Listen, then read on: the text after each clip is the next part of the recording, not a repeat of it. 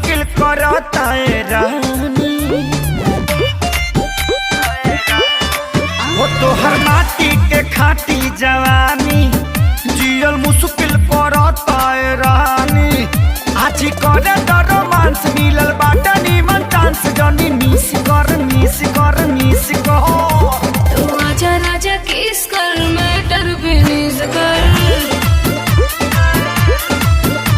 तू आजा राजा किस कर मैटर फिनिश कर आजा राजा किस कर मैटर फिनिश कर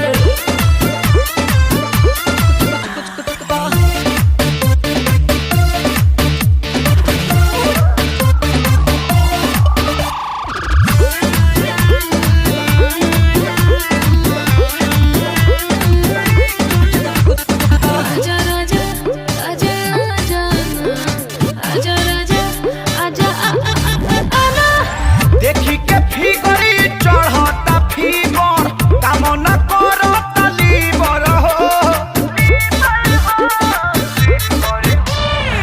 जितना करता मन उतना नहाला बहुत ब्यूटी के रिवर हो इहे बाटे हमर मांग तनी प्यार वाला भांग दे द पीस कर तू आजा राजा किस कर मैटर फिनिश कर तू आजा राजा किस कर मैटर फिनिश कर आजा राजा किस कर मैटर फिनिश कर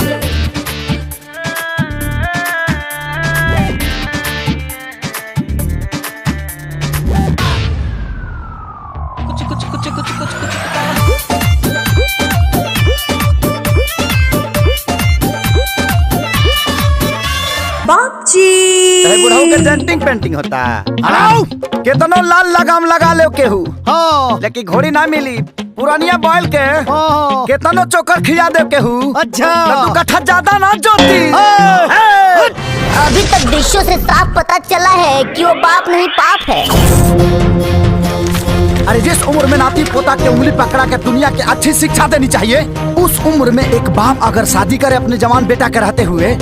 तो उस बेटा को तो धरती फाड़ के घुस जाना चाहिए। वो तो हर माटी के खाटी जवानी जियल मुश्किल करता है रानी आज करे तो रोमांस मिलल बाटा